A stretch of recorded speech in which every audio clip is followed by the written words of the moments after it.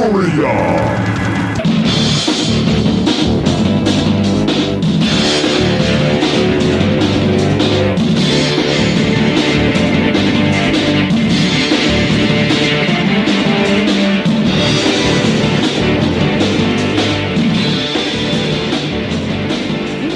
Welcome back, my friends, to the InObscuria podcast, a podcast where we exhume obscure rock and punk and metal. And we put them in one of three categories. Soft rock? Soft metal. One of three categories. The lost, the forgotten, or the should-have-beens. My name is Kevin Williams, and I'm back. Ooh. Back in a New York groove. Nice. I like that. No, not really. Back from the beach. Sweaty Georgia groove. And back from us taking a week off. So thank you for letting us take a week off. Any sunburns? The first day, man. The first day. So stupid. I'm that's so very amateur. White. It's so amateur. That's amateur, man. I go out and so my sister thinks it will be fun to look for shark's teeth. And I've never found a shark's tooth on the beach in my life. They're like really good at it. Their whole family can just find them. They'll just be walking around like, oh, look, a shark's tooth. Like I grew up on the beach. I don't think I ever found a shark's tooth. So my sister finds this company that basically takes you out in a small boat to an island, a very small island that's supposed to be full of these shark's teeth. Mm-hmm. And so we get out there, we do that the first day that we're there, and my kids are loving it, and they're finding shark's teeth. I do find two, and I quickly realized that after I found two, I was good. There's like, okay, I can go home. I had 3 more hours to wait for the boat to come back, so I thought, because you're on an island. Yeah, we're on this tiny little island. It's very humid, so this is near Charleston, no South shade Carolina. On the island? There's no shade whatsoever anywhere. Oh, man. And so I think, well, I'll let them go do their shark's tooth finding thing. And like her family, the entire time, 4 hours of serious heads down finding, hundreds of shark's teeth. That's commitment right there. Me, I find two. I'm good. I'm all right. You can make a necklace out of it. I found one now. I'm good. You can make fangs out of them. So I thought, well, I'll just throw a towel down and I'll just lay here on the beach. Yeah, catch some rays. Better, spray up and make sure I don't burn. So I spray myself and I'm spraying my kids and they're running around. And I forgot my entire midsection, my entire stomach. Painful area, yes. Like I got my lower abdomen, but just right here where your stomach Sternum-ish. is. Sternum kind of area. Just completely missed it. And I also missed part of my head. Yeah. So, you don't have a sombrero-looking hat. So I'm out there for 3 hours, anything. Just getting toasted. You're just getting toasted, and I kind of fall asleep. You're not supposed to do that. Nope, don't fall asleep in the sun. And sure enough, man, first night, I'm like, ow. You feel it. It takes about 5 or 6 hours. You start to feel a little tight. Yep. Like, why does the skin feel weird? Kind of hot. Yeah, but you get the chills. But you get the chills at the same time. Yeah. And the rest of the week, all I could do is just fight to try to even that thing out to make it go away. I'd put 70 on that and like 30 on the rest of me. Blend it between the 70 and the 30. I think it's 46 right about here, 52 right about there, about my navel. So that's what I did. Yeah, I grew up seeing people do that all the time. Out of practice, but going to the beach was a chore for a lot of people because there are so many things that can really ruin your day, and that's one of them if you don't pay attention to that. Jellyfish stings, sand spurs down in Florida. So at least that sunburn, if that's all you got, that was your only souvenir, that's not too bad. Yeah, nothing for a whole else. Week. I did drive down in a monsoon, so I hit North Augusta, just beyond Was Augusta. it that tropical storm that came through? Yeah, and I drove all the way to Charleston. There was a little break on the interstate. I'm only on the interstate for like 20 miles. The rest of it's all these little back roads in South Carolina, which you're driving into monsoon on a little back road. When you don't know where you're going. They get flooded. You can't see. Yeah. You don't know who's in front of you. You don't know if Jim Bob's on a tractor next to you. You had your SUV though, right? I did. Okay, so that's good. You weren't in a little sports car. We had this little lull on the interstate, so I'm like, oh, I'm good. And as soon as I get into Charleston, here it comes again and starts just pounding us. And we have about 5 bridges to go over. So going over these bridges in monsoon type weather where you can't see 3 feet in front of you, it's a little nerve-wracking. Well, you got your family in your car too. Yeah. It's not like you're by yourself. So it was all I could do. By the time I got to the beach house, it was all I could do just to pry my hands off of the steering wheel. The death grip. Yeah, I was so white-knuckled, so I had a couple of bourbon shots, and then I could unload, and we were good to go. But that's a stressful way to start a vacation. I hate driving in rainstorms in places that I'm not familiar with. When you in your own hometown, town. I could pretty much drive around blindfolded around here, but... And what's that I hear? I hear somebody yelling at their phone right now saying, well, why didn't you pull over, you idiot? Well, I did pull over. But you can only pull over so many times. You got to get there. Well, I pulled over for 20 minutes and it got worse. So I'm like, screw this. I just got to get out of it, drive out of it. I've never been one to pull over. I can't remember if I've ever done that. I think I just plow through. I'll slow down, but find a semi, and at least you can see the semi up ahead and like tailgate it. And if you hit a semi, you're not going to, it's not going to hurt them at least. That's what she said. I've been waiting to say that for everything you've said for the past minute. Your wife was telling you to pull over just to get you out of the car, right? Just get out. Just get out with that stuff. Yeah. So I didn't even mention, so for first timers, that's Robert Harrison over there. He's been talking the whole time. I'm Robert. What went on with you while I was death gripping it? I did not go to the beach. Yeah, I think I laid low. I mean, I don't have any good stories to tell. Nothing crazy happened. Get a bunch of lumber on a trailer outside. What's that for? Oh, that's I'm going to build something. No story, nothing to tell us. When I'm finished with it, I don't want to give it away too soon. No, that's just for getting paid. So people pay me to do stuff, and that's one of the things I get paid to do. All right, well, I get between people and their money. That's what I do for a living. Like, find people that have money. This is just a lesson for anybody that's getting started in their career. Find the people that have money. Get between them and their money. That's what you do for a living, and it's a good living. It pays well. Well, for more life hacks, go listen to Pot of Thunder, Cobras and Fire, Growing Up Rock, Slamfest Podcast, Decibel Geek, Metal Up Your Podcast, The Hustle, The Dummy Room, Podcast Rock City, History Science Theater, State of Amorica, Rock Strikes 10, Potter Than Hell, Podkiss, The Kiss Room, I Love It Loudcast, Ages of Rock, The Synaptic Empire, and Monty's Rockcast. Good old Monty. Good old Monty. Come visit us at InObscuria.com. Like us, share us, recommend us, Facebook, Twitter, Instagram, and leave us a review. And if you do, like we said last time, you better tell us. Yes. Because we don't check. Let us know. We're not one of those podcasts that checks, who's texting us all the time or who's leaving Give us a review, then send us a message. Write a letter. Postage stamps. Mainly because we don't get enough. But you know what I mean. We don't. Yeah. Speak for yourself. That's what she said. No, wait, that isn't. No. Never mind. Oh, man. So, no other news, nothing. I'm in a fog. I overate pretty much the same way as last time. Yeah, I was going to say you did that last time. Yeah, and it was the same place, too. So, this place across the street from the firehouse called Atkins Park. And I saw a special on Facebook today that had smoked turkey, hash brown casserole, fried okra. And so I went and got that. And I had this amazing experience where they gave me a side of gravy. And I ate the meal. It's a huge meal. I mean, I got my money's worth out of this. And at the end of the meal, I still had gravy left over. Did you drink it? Some, but not all of it. I saved it for later. But it was just such a unique experience that I don't remember ever having a really good meal and the gravy is still there. Usually it's gone and you're eating whatever the gravy was on because they're really skimpy on the gravy most of the time. I'd say your ratios are off on your fork to mouth. No. See, I thought about that too, but there was dunks because it was in a separate container, so I could dunk in that gravy. So you had adequate gravy on each bite. Yeah, because there's gravy on the turkey, there was gravy on the fried okra, and gravy on the hash brown casseroles. I had gravy on everything, and it was like the guy in the Bible, Jesus, that gave out the fish. Yeah. Jesus and the loaves of fishes and things. It just kept making more fish and more bread, and this gravy just kept making more gravy. The more I ate it, the more gravy there was. So I'm going to be thinking about this for days. I'm telling you. Wow. The immaculate gravy consumption. Wow. Did they have potted meat? They weren't that fancy. Oh, no deviled ham. But you know where we could get some deviled ham? Where? At Rockin' Pod. That's right. Well, so everybody else can. We'll have it. Everybody else can get it. You come see us. And what are we talking about? This August will rock as Rockin' Pod returns to Nashville. This annual convention brings together rock artists, fans, and podcasters for an unforgettable rock experience. Meet Billy Sheehan, Ron Keel, Ricky Rachtman, Mark Goodman, Matt Pinfield, Don Jameson of That Metal Show, drum legends Carmine Appice and Vinny Appice, along with current and former members of Winger, LA Guns, Accept, Roxy Blue, and more.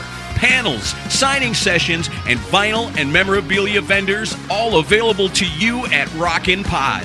Music podcasters from all over North America will be appearing on site for live interviews, networking, and speaking sessions. Got a music podcast? Register and join us. Rockin' Pod Weekend kicks off with a pre-party concert featuring former Tesla guitarist Tommy Skio and his new band Resist and Bite. Plus, Ron Keel Acoustic, Rock United, and a rare hair set featuring many surprise guests. Rockin' Pod Weekend, August 6th through the 8th in Nashville, Tennessee. Tickets, VIP, podcaster registration, and discounted hotel rooms are available now at rockandpod.com. Rockin' Pod, brought to you by DBG Productions, Brad Lee Entertainment, and Incaptia.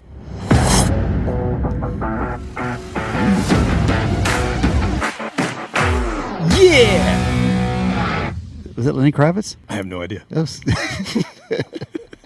You could pass for him. Well, man, this week I got to jump into it because you're gonna just be amazed at something I found. I was cleaning up the old family crypt when I got back from the beach. I had to put some things away, so I went down. Got a little dusty down there. Yeah, I went deep down to the bowels of Shea Williams, and I found an old dusty box, and it had a Sharpie written on it that said BJP. Ooh, what does that mean? So I opened it up, and it was some old VCR tapes. Some CDs that just had scrawl on it. VCR tapes. There were some mechanics coveralls in there.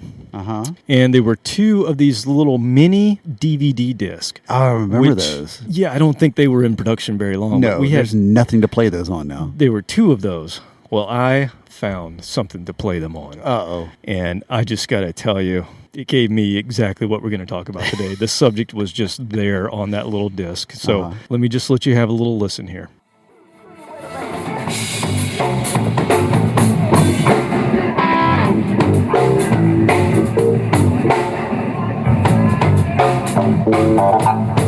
That's right. Bring it on down. That's right. That's right. Make love. That's right. But it's a wild thing. 1, 2, 3 days. Got the groceries. 1, 2, 3 days. I'm gonna hunt down for 1, 2, 3 days. We got the hunt. 1, 2, 3 days. Yeah, we make love for 1, 2, 3 days. Yeah, we make love for 1, 2, 3 days. 1, 2, 3, we make love. 1, 2, 3 days. 1, 2, 3, we make love. 1, 2, 3 days. 1, 2, 3, we make love for 1, 2, 3 days. 1, 2, 3, break it down.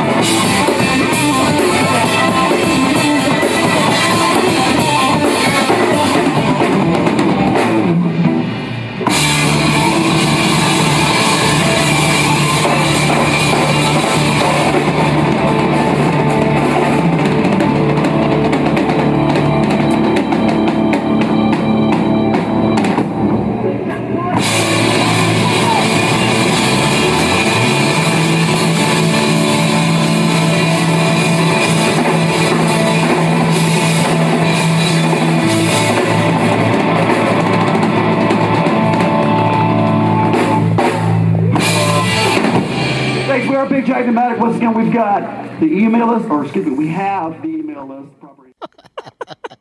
So it was obviously a bootleg of a bad copy.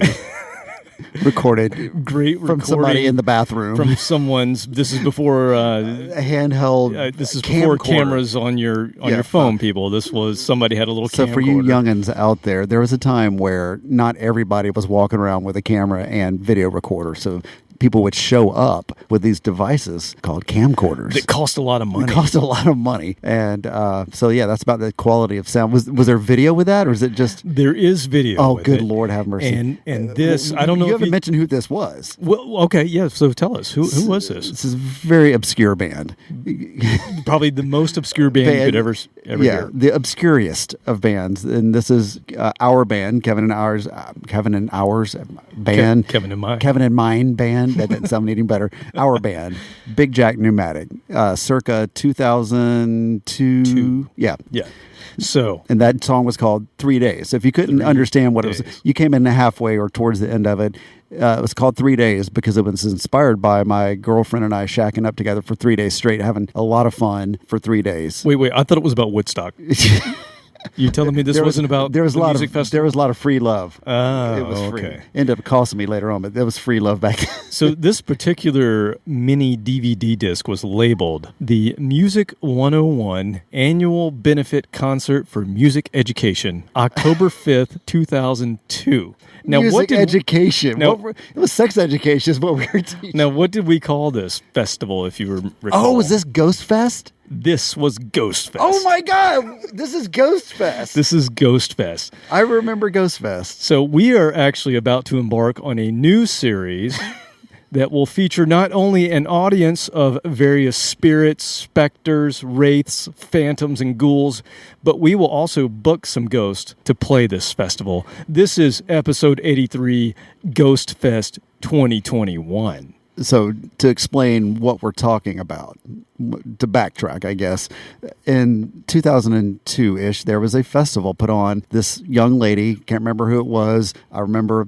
her being very young at the time, put on this big festival, 2 big stages and a third side stage. Pretty impressive to put what she did together as a first-time promoter. Yep.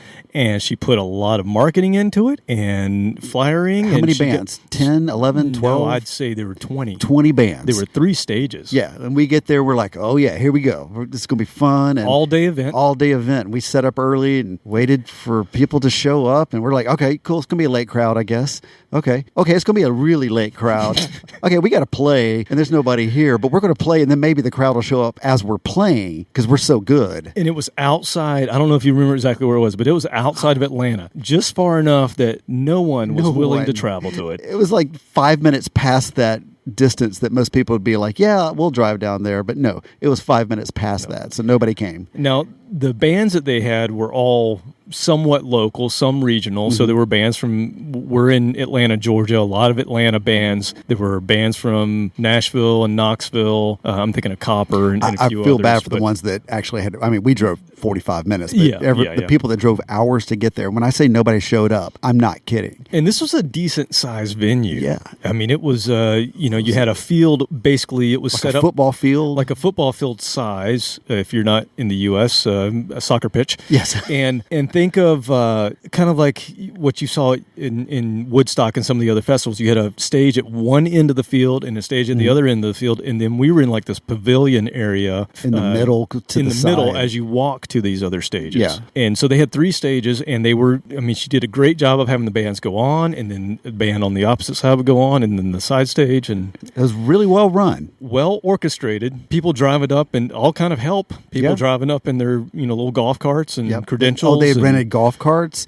sound stages, sound systems, backdrops. I can't even begin to imagine how much money. And we basically played to the other bands and the crew. Yeah, the road crew and the band and the girlfriends of the other bands. Yeah. Because I don't think I had a girlfriend at the time. And we had 2 people show up to see us, and that's who videoed. Do you remember who it was? It was Ken Holly and his son. So, oh my God. Yeah. That is so awesome you found that. That's extremely nostalgic. That song was never recorded. We only played it a few times. And that song is infamous for the fact that the first time that we played that, I was still dating this young lady, Eva. And so before the show, I told her, I said, hey, I wrote a song kind of about you, but it doesn't say your name. I said, don't want you to get embarrassed or anything, but, it doesn't say your name, so just be cool. Nobody's going to know it's about you. Just be cool, baby. Just be cool, baby. And so we do the song, and I think either I saw her upset from the stage or somebody told me she was upset. I can't remember what it was, but I think you told me that, or who was it that came and told me her brother, who happens to be a Marine, was waiting out front to kick my ass. Right. To go out the back. It wasn't me, because you've told this story. I hadn't heard it. Yeah, somebody came up to me and was like, yeah, Eva's pissed. Her brother's out front. He's going to kick your ass. So go out the back door. So thank God 10 High has a back door. And I hauled ass to the van. I think we loaded up. Back door, man. Yeah, just like classic Skinner style. Give me 3 steps, And so I got out of that one alive. But yeah, there was a couple other instances. It's a dangerous business writing songs about people. Even when you don't mention their name, you got to think ahead because that's why Dio wrote about dragons. Yeah, dragons. Yeah.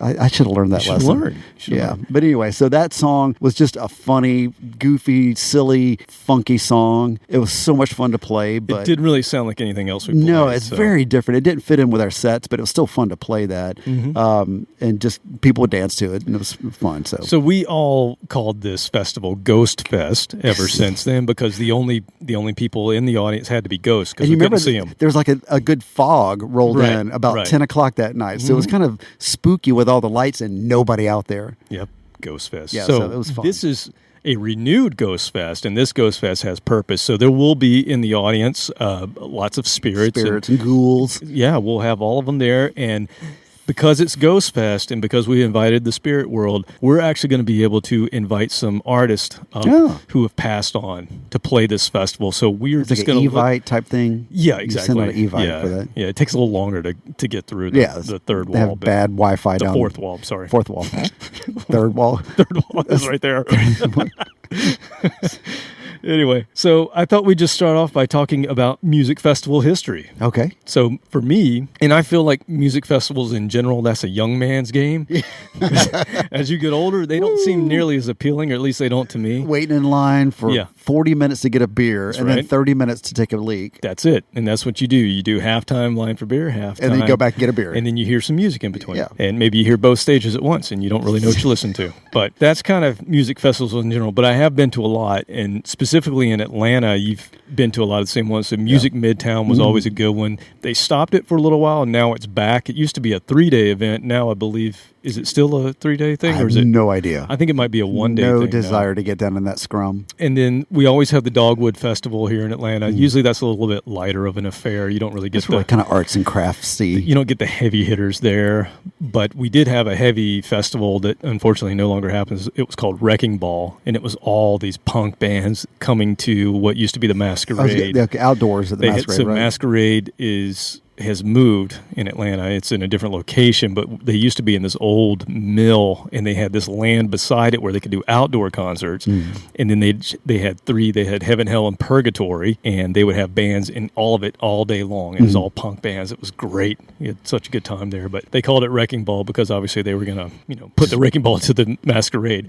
They had talked about taking down the Masquerade for about 20 years. Yeah, it was one of the things. Next year. Yeah, it's the last year. Okay, next year. Okay, no, next year. Seriously. So that's why they had Wrecking Ball. Yeah, it finally did. Finally, it's gone. But and then my biggest festival that I ever went to was Woodstock '99, and that was nuts. I didn't go, but that kind of put me off of those types of festivals. Yeah, I was like, I did that, I'm good. I don't really have to do a 3-day camp out sort of thing. Just almost pandemonium, anarchy. I almost got killed. I almost got decapitated by a big jar of peanut butter.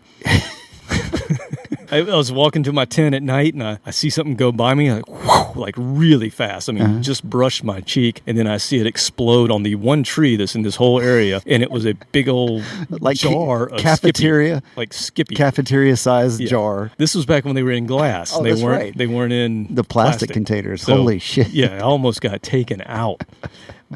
Also, at the same time, you've got fires raging. I was watching it on TV, everywhere. And I would just go, and we didn't, there's no way to call you back then. There's no cell phones at that point in time. I mean, I think I had one, but you didn't. So, I just was like, man, I hope he's okay. I can, looks like the apocalypse down up It was hot as hell, right? It's in New York, in upstate New York. It was hot as hell. Everything was grossly overpriced. And at that time, that wasn't the main thing. A lot of these concerts, you wouldn't, now it's just the thing. Everything's just overpriced. You're going to pay $10 for a bottle of water. But it was a new thing then. And so, you were paying premium prices for things that you had to have just to survive, water and stuff like that. And then, a 3-day event where with the porta-johns and all that kind of stuff, it just gets bad. So I think people were just fed up, and then everybody was basically living off of these pizzas that everybody ordered pizzas, little single-serve pizzas. Well, they all came in a cardboard box. And by the 3rd day, the entire ground is just cluttered with these cardboard boxes. Well, those things burn really well. So a lot of those bonfires that you saw were started by those pizza boxes that were all over pile up a few of them and light them all up over the ground. And so, there were bonfires everywhere. So the Chili Peppers were the last band I saw of the night, and they finished their set with fire. And of course, that made people just go even crazier. And I saw some guy jump through one of the bonfires and not quite make it. Ooh. just stupid things. People were Yeah. taking all sorts of stuff and having fun, but also being just really dumb. And I remember walking after the Chili Peppers back to the tent because I actually had a bus ride. I took a bus from D.C. to New York, and I had to get back on that bus and go back to D.C. And as I'm walking back, first thing I hear is this like trailer. Didn't have a truck attached to it, but somehow somebody lit the trailer on fire and it exploded. So you hear like the big boom. It's like almost like you're in a war zone. And fires are everywhere, and I can hear Megadeth on the longest stage away from me, and I can hear Dave Mustaine, and Dave Mustaine goes, "Look at all those fires! Burn this motherfucker to the ground!" I'm like, Dave, thanks, Dave. No, can we not do? No. Thanks, Dave. Yeah, so inciting a riot. Yeah, that is actually a crime. Yeah. That's basically what happened. So that was my big festival claim to fame. I went to Lollapalooza in 1993, which was... hang on. I can't even begin to imagine that bus ride back home. Oh, this is why I don't like Buck Cherry. Let me tell this story. So we all get on the bus. Everybody just wants to go to sleep because you haven't slept for 3 days. And you've got a long bus ride and everybody's just on there. And then these two jackasses get on the last minute and they are just tweaking hard on something. I don't know what they're on, but they are just revved up. And all they can say and yell and scream at the top of their lungs is, "Buck Cherry!" No, wait, it wasn't Buck Cherry. I'm sorry, I got that wrong. It was Godsmack. Oh, Godsmack. Godsmack! Godsmack! And so we listened to that for about an hour, and the bus driver pulled over the bus and walks back there, and he's like, "Do you gentlemen want to ride on this bus, or do you want to start walking to D.C.?" And they quieted it down for a little bit, but they're tripping hard on something. They start doing it again. Godsmack! He booted their asses off the bus on the side of the road. Nice.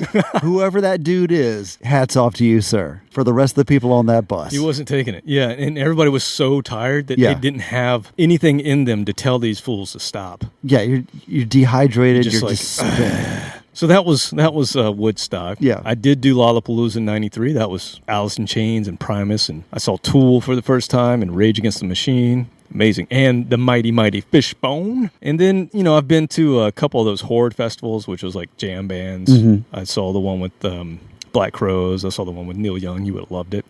Widespread Panic, Colonel Bruce Hampton, that sort of stuff. Yeah. I was into that for a little while. And then I just remembered one earlier today. I was thinking about there was some other festival I went to, and they only had it one time. They used to have these traveling ones in the 90s. That was kind of the way Rock it was. Fest Lollapalooza traveled, the Horde traveled. And then they had this one that was called, it was late 90s, and it was called the Roar Tour. You didn't go to that with me, did you? Yeah, I don't recall anything resembling that. It stood for the Revelation of Alternative Rhythms, and the main act was Iggy Pop. No, because I didn't see him till, I don't even remember when I saw him. But yeah, you and I saw Rockfest in 99. Rockfest, that was the one I couldn't think of. Yeah. That was a big one. We've talked about that. That was fun. Yeah, we talked about that. That was kind of the pinnacle of, I was 29, and at the height of just no responsibility. I think I maybe just quit my job. That was a 2-day event, wasn't it? Yeah, we spent the night. We had a camper. Speedway. Yeah, we had a camper. Remember that? Yeah. I rented this massive camper. Never driven anything like that. Had to drive that damn thing with you guys down there, and we had so much damn fun that weekend. That's one of the highlights of that kind of era. You and I hanging out with friends that are no longer with us, but that period of time was just amazing. I'll carry that to my grave. How much fun we had around that time. Well, let's try to relive some of it with our Ghost Fest lineup. Now, just thinking of iconic festivals, so Woodstock is definitely one of those. I was looking at a list. There are so many festivals now, and it used to be more of a European thing. So in the 90s, it was a traveling thing in the U.S. at least. Yeah. It's always been a thing in Europe specifically, but then also Japan and some other places where every year you've got this annual event that is this festival for a certain city or something. But in the U.S., that wasn't really the way, not with rock bands. It wasn't until these traveling ones, really it was Lollapalooza that kind of kicked it all back off. Well, back in the 80s, we had one-offs like the US Festival or something. There was the US Festival. But it was just one time. But a lot of those were out west. Yeah. Not a lot that we could participate on the East Coast. I know they had California Jam and things like that, but we didn't really have those growing up. There was the Monsters of Rock again, that was a touring one that was I remember in the that late coming through the 80s. That was 80s, Van yeah. Halen, Metallica, Now, where I'm Scorpions. from, we had the Mullet Festival For the fish or for the hair? for the fish because everybody had a mullet, but we didn't call that a mullet. Wear your mullet and catch a mullet. But it was all about the fish. So, yeah, the festivals, that was the extent of our festival activity. Yeah. You had the mullet toss and things like that. But elsewhere in the world, at least after the traveling ones, it kind of went away again for a little bit in the U.S. But you always had your Donington. Well, it used to be called Donington in the U.K. Now it's called Download, but that's a huge one. They used to play those bands because it was mainly metal acts, and they used to play those. I remember on a radio show that I would listen to every year in August. You could hear The acts that are selections playing. from the acts, which is always cool. Nowadays, we do have festivals again, but they're a mixed bag. I mean, like Coachella, that's a big one, right? But it's Yeah. all like just a mishmash of types of music. Lollapalooza now is kind of the same way. It's a stationary when it doesn't move around anymore. It's just in Chicago. You got Bonnaroo in Tennessee, which again is just this mishmash of all types of music that, I don't know, for me as a ticket buyer, like I wouldn't get my money's worth. I mean, yeah, it depends on the extent of your eclecticness. If you, I guess. if Yeah. A lot of pop music. yeah, It it's just a lot of wouldn't- pop wouldn't that do I anything for wouldn't. me. Yeah, I wouldn't even begin to Hip be hop or interested. stuff like that just wouldn't do Yeah. anything for How many me. times can you see Dave Matthews? I mean, Yeah, not again. Like I said, no, in Europe, you've got Wacken Open Air, which is one of the biggest metal festivals in Germany. You've got the Reading and the Leeds festivals in the UK. You have Hellfest in France, which is another big metal one, and one that I've always wanted to go to, and one day I'm going to get there. Sweden Rock. You can imagine how good Sweden Rock would be. I mean, it's just good rock music. Glastonbury Festival, again, that's another big one in the UK. A lot of the UK, for such a small country, and for a lot of rain, they have a it's lot not of the best festivals. place to have festivals. Well, that's part of the Just appeal. is just muddy the- and cold. The muddiness, yeah. Yes. So let's get into our festival now. We're going to resurrect some bands. We've invited a few ghosts to this, so we're going to kick it off. I'm just going to introduce this band. You saw them. You heard them on Decline of the Western Civilization Part 2, The Metal Years. They're a heavy metal, power metal trio formed in Detroit, and they kind of walk the line of being a hair band. So I think it's a good kickoff artist for us. With the movie that they were on, they did pretty well with their second album. They had a lot of pre-orders or whatever it was back then. You know, they knew that they were going to get a bunch of orders before it was even out, and then they broke up before their third album could be made. So here is Seduce. Going to kick us off today with some Viper's Bite. You demanded the best, you demanded the hardest, and Wheels brings it to you tonight live. Put your hands together for the baddest trio, the hardest rock and roll trio in Detroit, Seduce!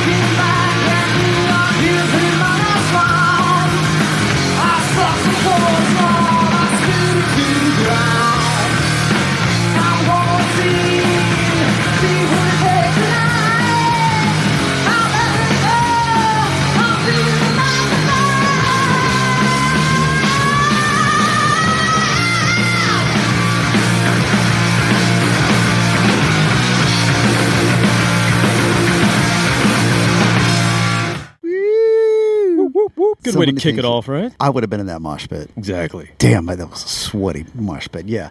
So that was on the Motorhead side of metal, not from the other side of metal.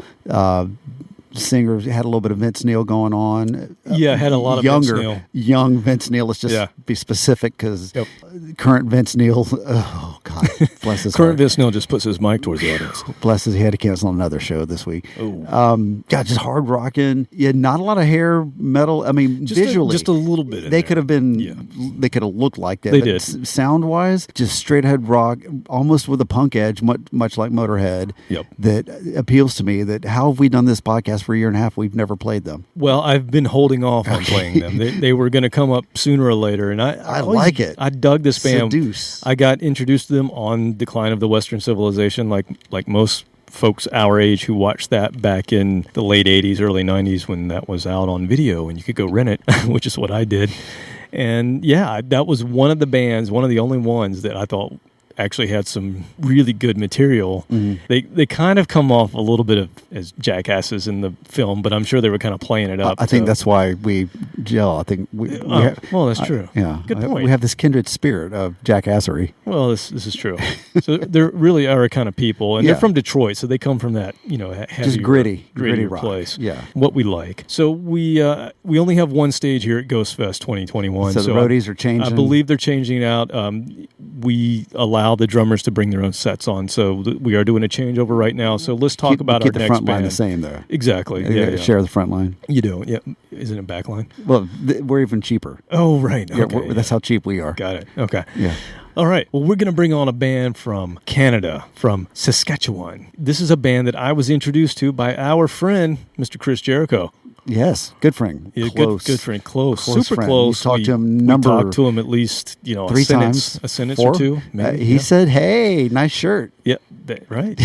That was him. Yeah, so Chris Jericho, he's been on Pot of Thunder several times, and he brought this Canadian band onto one of their episodes, and they dissected a song, and I thought this band was really cool. They're called Streetheart. One word, Streetheart, from Canada. Apparently they're big in Canada, just, one of those things where it just never made its way down south to the United States. So they've toured with tons of Canadian bands like Rush and Toronto and Max Webster, and they were really active from 79 to 84, but we have resurrected them a bit here.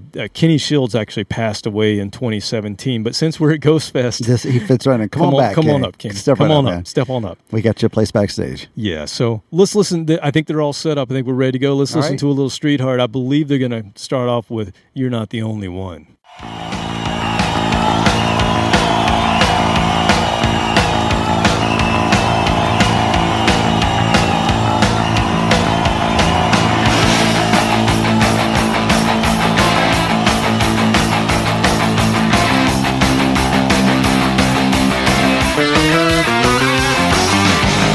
I'm on the outside, you're on the inside. I see you cheating on me.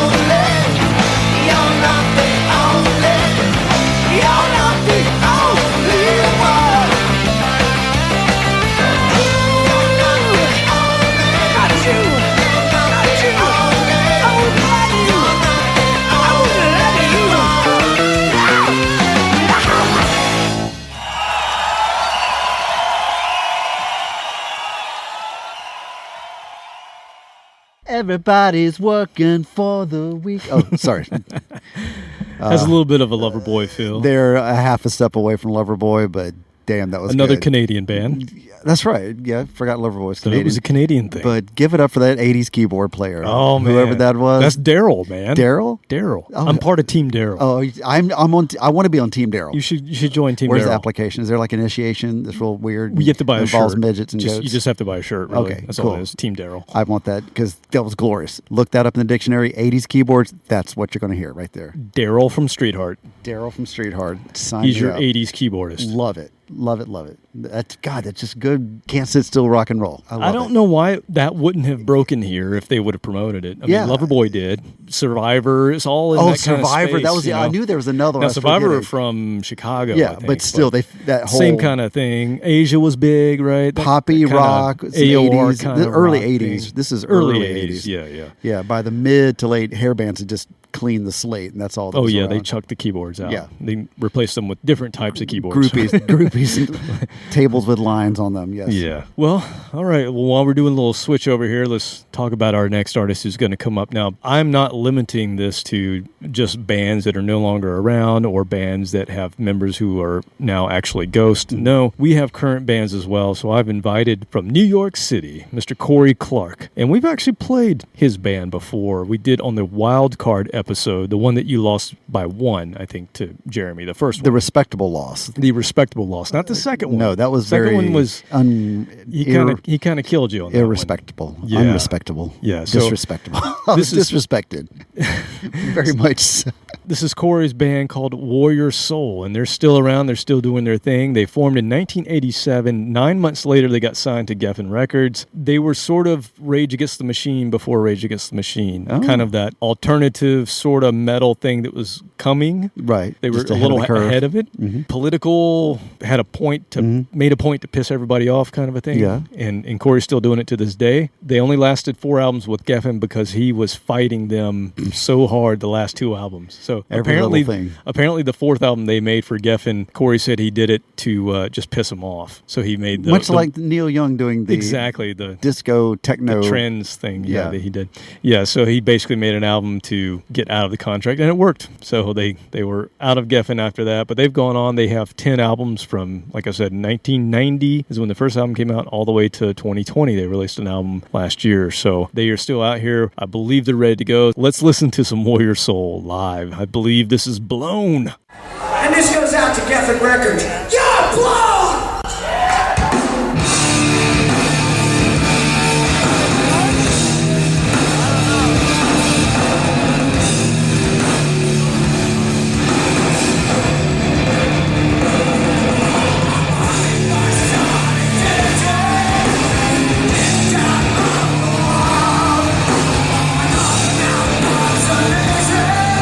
Like you ripped out Georgia.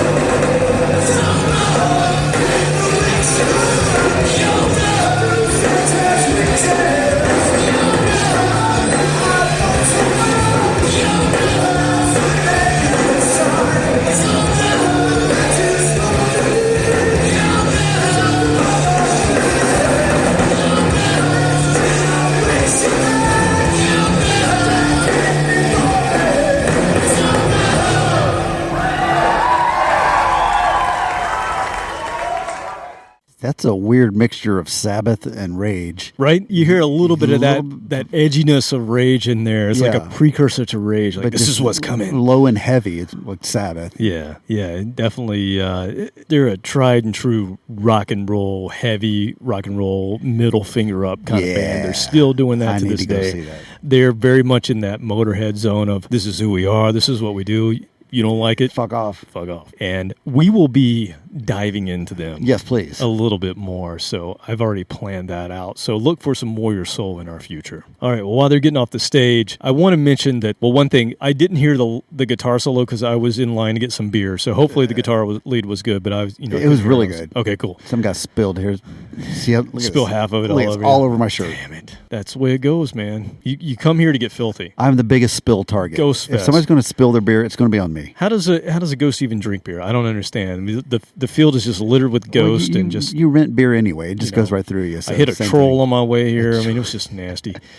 All right, so I will say this: Ghost Fest is an international festival because we have invited bands from all over. We've had bands from North Carolina. Let me guess. They flew in on Spirit Airlines. Oh, yeah! All right. Beer all week. Drum roll right here. We've had bands all from North America so far, but it is time to go to the Far East. Yes, I invited. You're going to love who I invited. I invited a Japanese band to play next, and they are a heavy metal band from Hirosaka. Are they Special K? Formed in 1987. We heard them on episode 21. Okay, which was the Japanese rock and punk and metal episode. Now, you're going to remember this band because they had quite a social media presence. For a 30-year-old band, they had 1.5 million views on an 8.5-minute video, which we watched as we played this. The bald dude? Yeah, so let me just read the review that we liked the most from YouTube that really describes this band. Yeah. I'll read it again because I think it really does describe this band we're about to let walk on our stage. This is, if you would have told me a drummer with a 50s greaser hairdo, a Shaolin monk-looking math teacher, and a cross between Uncle Fester and a Japanese Gene Simmons would be creating some of the best music I've heard in 20-plus years, I'd call you crazy. Yet. That's exactly what they are. Here they are. Billy Corgan in a kimono. Exactly. So this is the mighty Ningen Isu, and we watched and played the song Heartless Scat on that last episode, and we loved it. And I got all kinds of messages from people saying, I don't know what that was. I went and checked out the video, and I still don't know what that was, and I loved it. It's the best psychedelic trip you can take. So we're gonna welcome them back to our stage, and here they are, Ningen Isu. 채널링가 始まりますベントラベントラベントラベントラ見知らぬ世界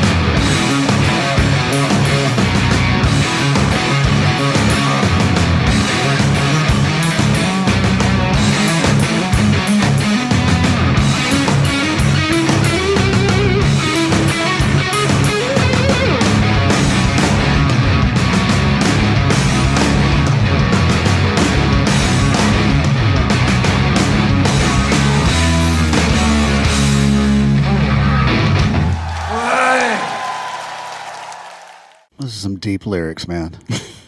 I don't know what he was saying, but he moved me. There's a lot of profanity in that song. Didn't know if you noticed that, but yeah, very blue. God, I like that. I like that so much. It's therapeutic to me, kind of bluesy rock, something old school about it, but picturing these guys the way I know that they look playing this music. Just to give a mental image, if you haven't gone and seen these guys, the guitarist looks like Mr. Miyagi dressed in traditional kimono. Yeah, full on. Literally looks like Mr. Miyagi with he's got the little round glasses. He looks like a traditional Japanese wax on, wax off the strings. Yeah. Sensei. And you just heard the licks. That guy is so good. Yeah. And the bass player, he again looks like Billy Corgan mixed with Uncle Fester and Gene Simmons. Yeah, all painted mixed together. White face, total kabuki style, and just kills it on the bass. And he seems like a pretty big dude for a Japanese guy. He's like a pretty hefty dude. Yeah. So he's kind of scary looking at the same time. And then you literally have a guy that looks like Elvis playing drums. Yeah. You got to have Elvis impersonator in the band. So just amazing. But the the guitar and bass runs in unison during the chorus. I love that. It's, like I said, something really classic about that. Back to Hendrix, a lot of his stuff. Then I hear a lot of blues rock, Sabbath too. Some Zeppelin in there. Yeah, they totally. And I know for a fact this band, the bass player and the guitarist met in a record shop and they bonded over buying a Kiss album. So that's why they're my people. Yeah, absolutely. They're totally my people. There are a lot of people who listen to this podcast. They are their people as well. So go check out Ningen Sue. And I believe they are off the stage. I want to continue this international affair, so here's some more lyrics that you're not going to understand unless you know French. We are inviting a band that most metal fans only know through a single song called Antisocial, which was covered by Anthrax back in 1988. I was going to say, I don't think I know that version. I know, yes, I know Anthrax's version. Yeah, so the band who actually wrote that song is a band called Trust, and they are from France, and you could really categorize them as a new wave of British heavy metal band, but you would totally be, that would be highly offensive to them because they are French. But they fit in that category of style, and that's when they were around the early 80s, late 70s, early 80s, this band Trust. Big influence on a lot of folks and have a very strong connection to Iron Maiden because both Clive Burr, who was the original Maiden drummer, and Nico McBrain played in Trust. Oh. Yep. So Nico McBrain was in Trust. Trust toured with Maiden. Clive Burr leaves Maiden. Switchy. Nico joins Maiden, and then down the road a little bit, Clive joins Trust. Wow. So pretty cool connection there. And the other big connection they have is to AC/DC. So they were one of Bon Scott's favorite bands. So much so that before he died, he was actually working on translating all of their lyrics. Bon Scott was doing this for them, translating their lyrics from French to English. Now, I didn't even know that Bon Scott knew French, but apparently he did, I guess. Maybe he had a dictionary. But that's what he was working on. He didn't finish it. So somebody else had to finish the work, when he died. But he was working on translating their lyrics so that they could showcase the band to American audiences because he knew it wouldn't sell outside of Europe in French. And so that's what he was working on. And they actually have several albums that have different titles even, but they're the same album, but they're in French and they're in English. The other thing that's kind of cool with Bon Scott is not only did he let Trust open for AC/DC on a couple of tours, but the very last studio recording that Bon Scott ever did was the song Ride On. That was played with Trust. Trust is the backing band for the song Ride On, the last recording that he made. So they did a studio version, basically a live cut with Bon to do Ride On.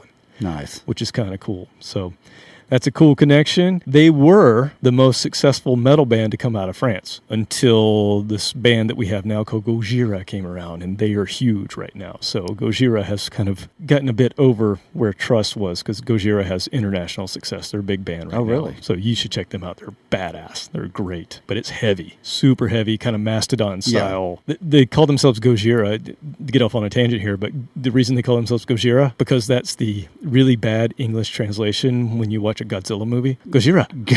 I was going to say, can you spell that? Yeah. Oh, horrible. But it's really funny. Gojira. Gojira.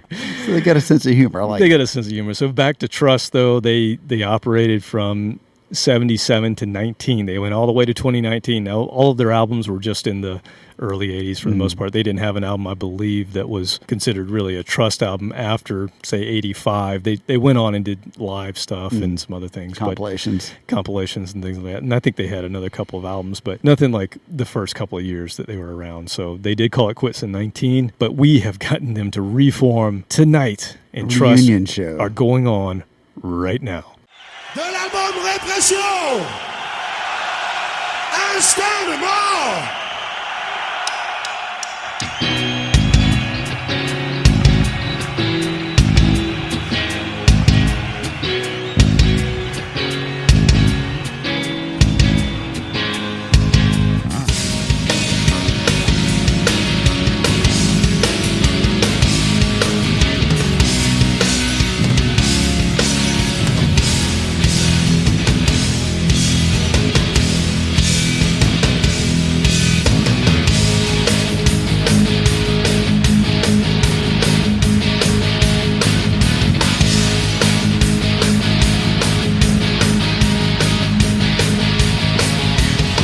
De la République numéro 1, celui condamné par comme une bête féroce. Je ne veux pas le juger, je ne veux pas glorifier, mais ta grande gueule témoin, t'as eu le temps de la fermer. Car pour te cuire le coup, vendredi de novembre, sortir de ta police et la exécuter. L'État choisissait, éclairci, l'entre-peu de la mort.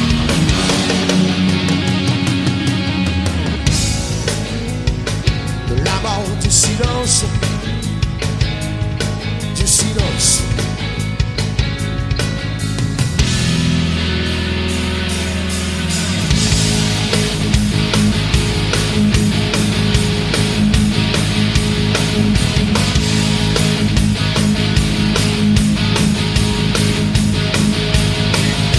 Pour l'avenir de tes gosses qui seront pourchassés dans cette prison modèle qui fleurit mes registres. 5 parcelles il reste une place pour ton fils. Depuis que la peine de mort est administrative, tu les as vu ce qu'ont fait tous nos grands justiciers. Telle une meute de cribards qu'on jette à la curée. Le pays est citoyen, le mangeur de ma faim, pas celui du lendemain.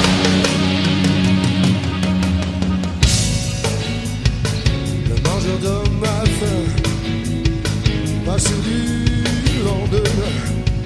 Non, non, non.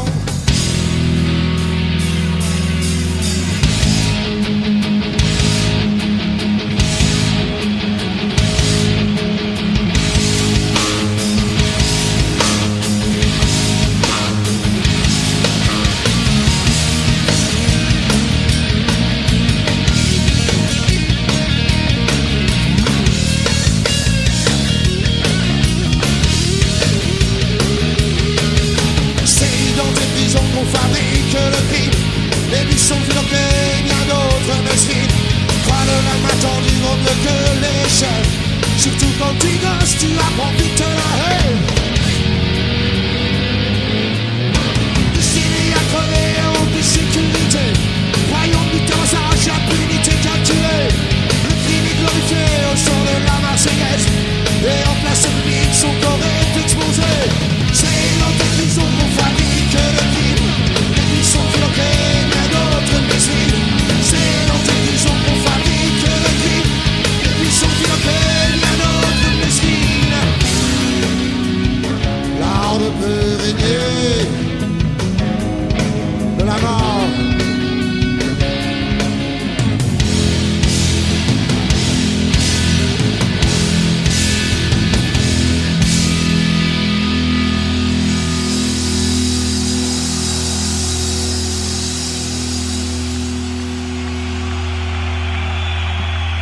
Du silence.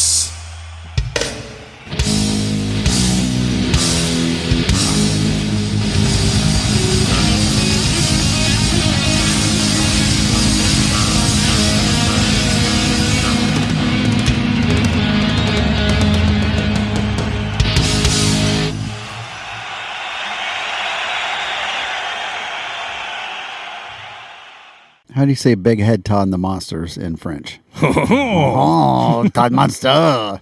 It reminded me of the when it would drop back down to the kind of the low, clean sound. Had that bluesy kind of feel to it. Yeah, They did that a lot, so it was coming a little across as heavier that. than Big Head, but Big Head could rev it up every It once depends in a on which while. song on the album. It was very, eclectic. Okay, now I got to go find that CD and listen to it again. Yeah, I that just was a was good thinking band. about it. I always liked Big Head Todd and the Monsters. They They were around, in a weird category. Yeah, Grantley Buffalo.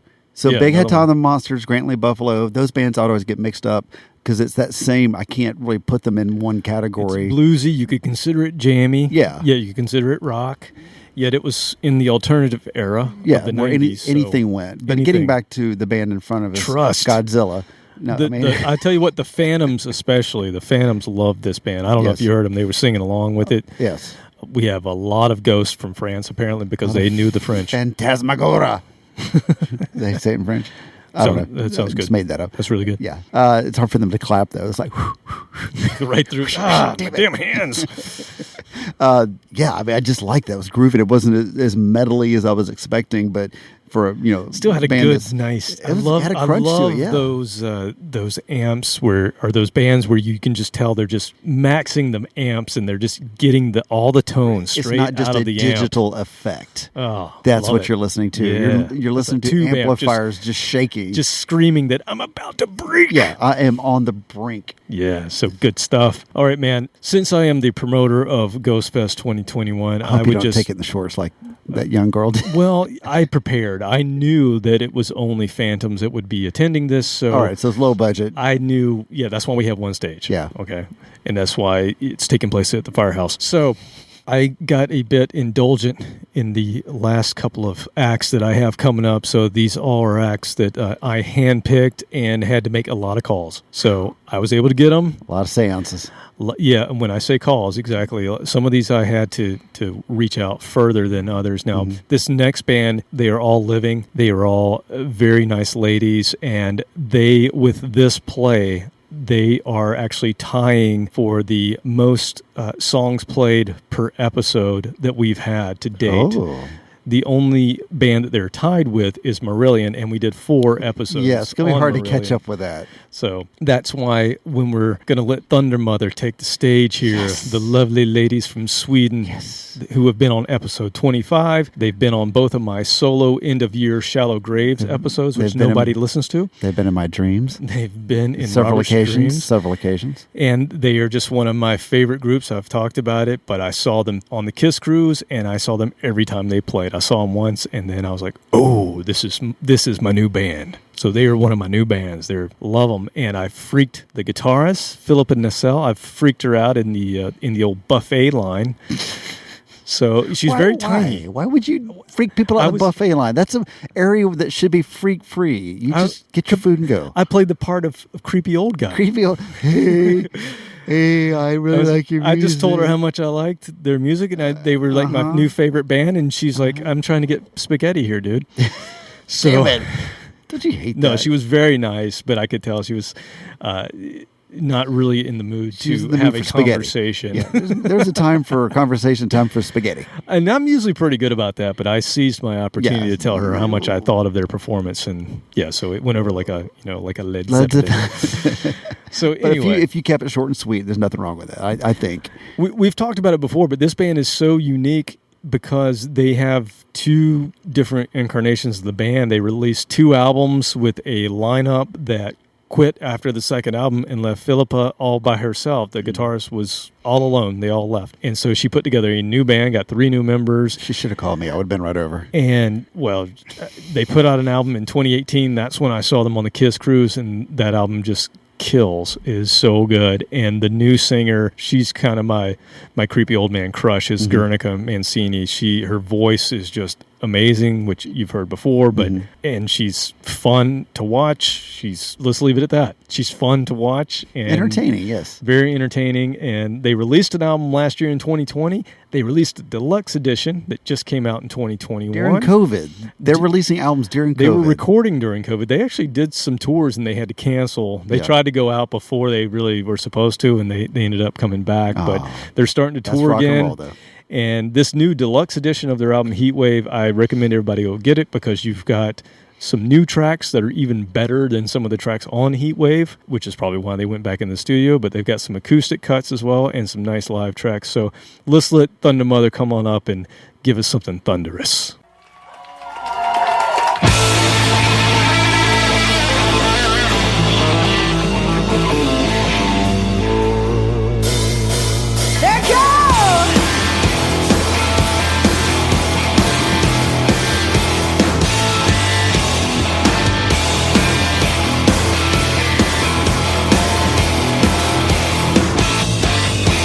I can honestly say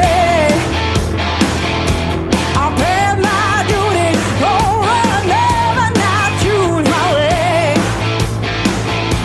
The road is getting wider. My friends are panic, finally here. We are getting stronger. I'm looking, I'm in the day. We're thunderous. We're living the life, this is how it should be. We're thunderous. This is perfect for me, now I'm holding the key.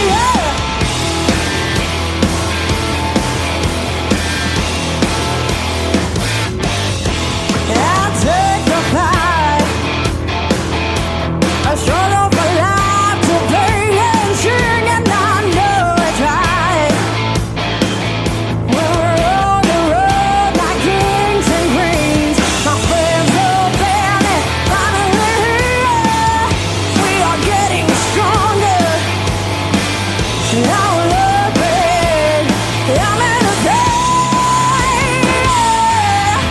We're thunderous. We're living the life, this is how it should be. We're thunderous. This is perfect for me, now I'm holding the key.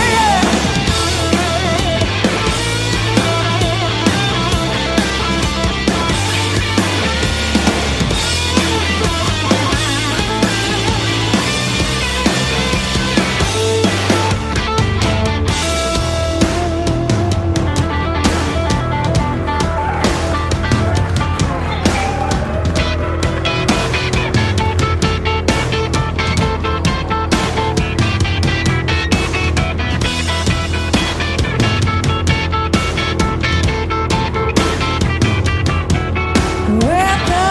thunderous.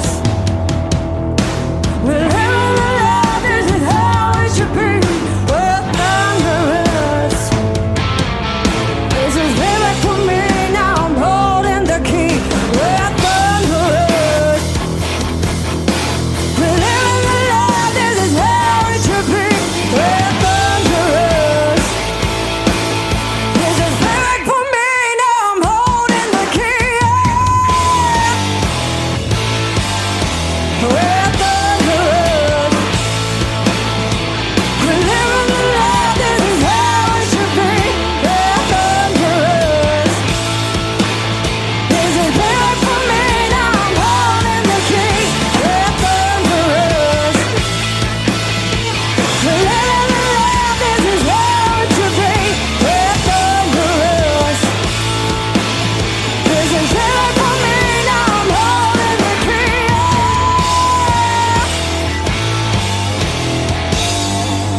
Tack så mycket, thank you so much!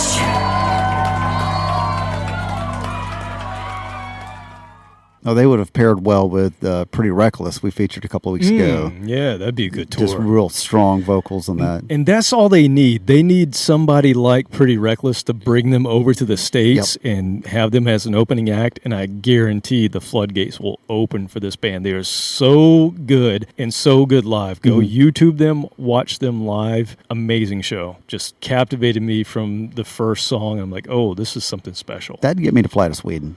Exactly. For whatever their festival they're playing. So glad that they came and played Ghost Fest. Some living warm bodies. Right here, yes. And I have some more living warm bodies that are going to play for us. And this is a band from South Bronx, New York.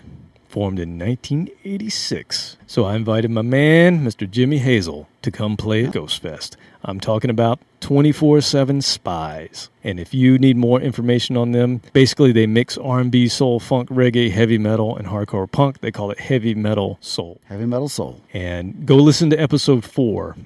We did our first grave mistake. They should have been huge. 24/7 Spyz. How long ago was that? So long ago. A year and a half? 2019. 2019.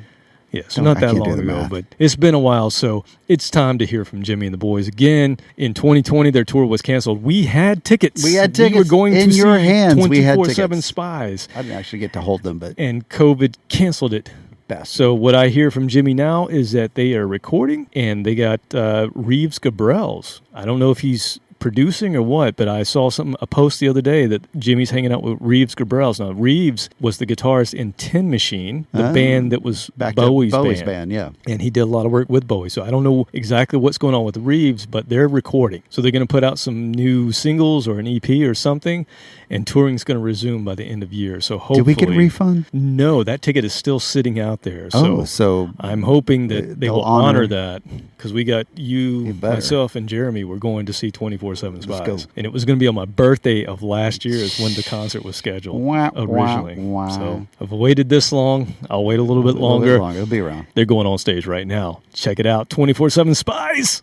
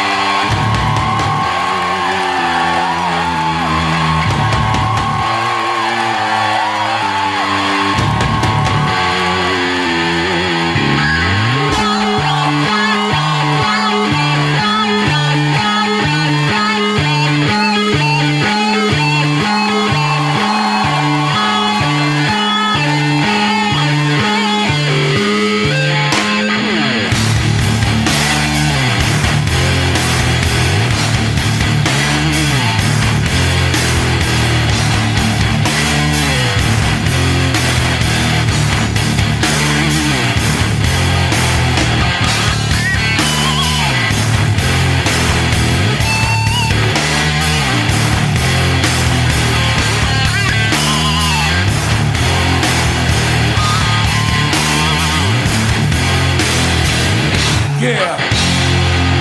Yeah. Yeah. Yeah.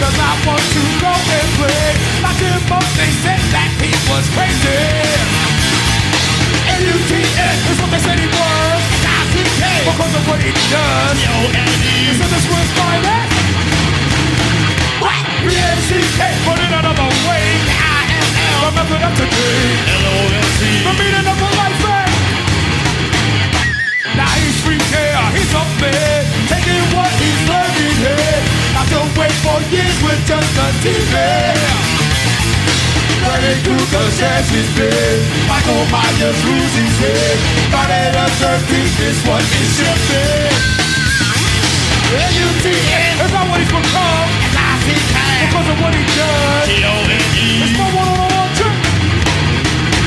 Hey, B-A-C-K, put it another way. K-I-L-L. The method of today. L-O-V-E. Do him a worship.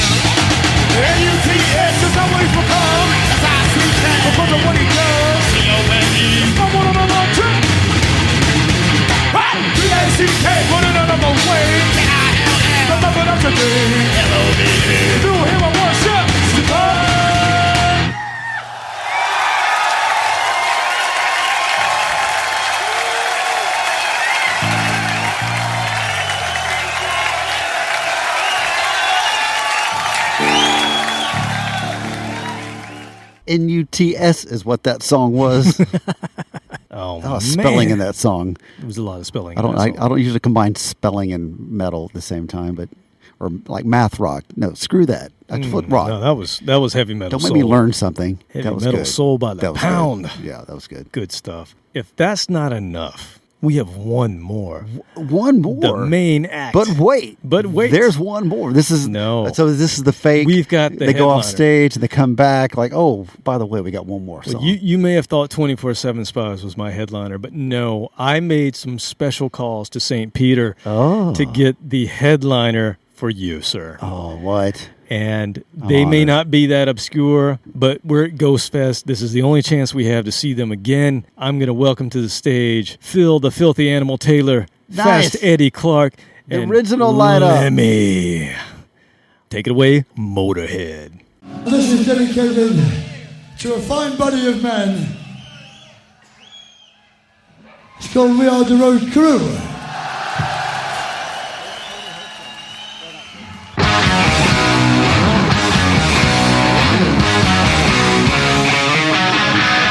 Another town, another place, another girl, another face, another truck, another race. Eating junk, feeling bad, another drink, completely mad. My woman's leaving, I'm so sad. But I just love the life I lead. Another beer is what I need, another gig for you.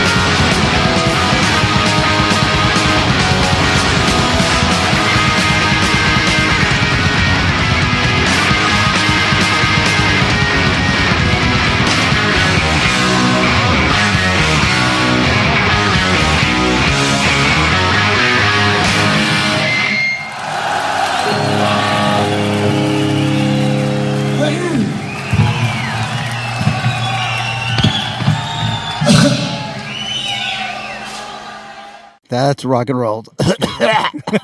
Hey, man, he's kind of dusty. He's a ghost. That's true. All three of them. Wow, that's right. All three of them. They're all gone. They all had to come down from heaven for a little Damn. bit to give us that. That's the song that really started it for me. I knew Ace of Spades from Headbangers Ball, and if I'd hear it, I'm like, oh yeah, I like that song. But you made me a compilation, one of the many compilation CDs, and that was on there. And I'd never heard that song until I listened to the CD, and I knew who it was just by listening to it. And it was such a unique song because of the chorus. Mm-hmm. Like most songs, you go have this lofty chorus that has, all these harmonies. And no, we are the road crew. Do, do, do, do, do, do. And that's it. Like, oh my God, you can just get away with writing that as your chorus and make an awesome song out of it. Like, mad respect, Levy. Just, making a song about guys that are moving the shit around backstage that get no respect for the most part. Well, but do a hell of a job. And if you think back to our first experience, the very first Ghost Fest, that's basically all that was in the audience. Our audience was the road crew.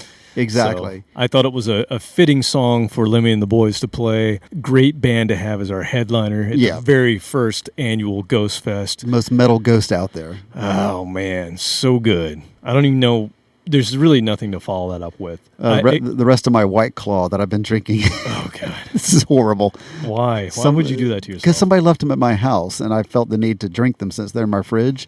And, if you're over a certain age, you don't need to be drinking White Claw. If Lemmy saw I'd be embarrassed. Drinking I would hide White Claw during a Motorhead performance. Yeah, I don't know. He would throw it away, and he would hand you a Jack Daniels, and he'd say, "Drink it now." I'm like, okay, the whole thing. Yes, sir. I would, and die. Oh well, that was our first Ghost Fest. I love Ghost Fest. I love the original Ghost Fest. I love this one. Right? This one might be better. Yeah, we'd have to drive as far. Right. Everybody's here, and they've already gone. And they leave so quickly. The road crew's cleaned up. But just to reiterate, that first Ghost Fest, even though it was frustrating at the time, it's one of those stories you look back and it's overall, it's one of the highlights of my life that period of time, not necessarily that night, but doing things like that. What else would we have been doing? Sitting around doing things that we shouldn't have been doing. And we had a lot of fun doing that. And a lot of other people just, would go to a bar and drink on a Saturday night. No, we went and played our imaginary Madison Square Garden. I'm pretty sure if we had less than 5 people in the audience, we'd always pick a venue. Like, where are we playing? Yeah. The Coliseum. Okay, fine. And we would play the Coliseum. And in my mind, that's where we were playing. So all those weird shows that we played together that was a total of 20 people in the audience. Yep. Still would have rather done that any day of the week than sat my ass at home and watched TV. That is true. I would do it all again. I'm right there with you. And we thought we were playing Madison Square Garden that night. It ended up being Pompeii. Pompeii, that's right, live in Pompeii. Because it was nobody there. Nobody there. Yeah, it was exclusive. It was an exclusive event. Let's just say. Yes, it was a very exclusive event. But I like Ghost Fest. Let's have a. We will have some more. Move to a different venue, maybe. I didn't know I was such a good promoter, but I was able to get some pretty good talent. They showed up. I'll see what I can do. Only a few backstage fights between the ghosts. Yeah, I mean the good thing is you can just banish them, to another dimension. So it's pretty easy to get rid of them pretty quickly. I've seen Ghostbusters. I know you have the Keymaster and all that stuff. Yeah, all that. Yeah, I know how to do it. What he said. We can wrangle them. Anyway, that's what I got for you. Until next time. See ya. Later.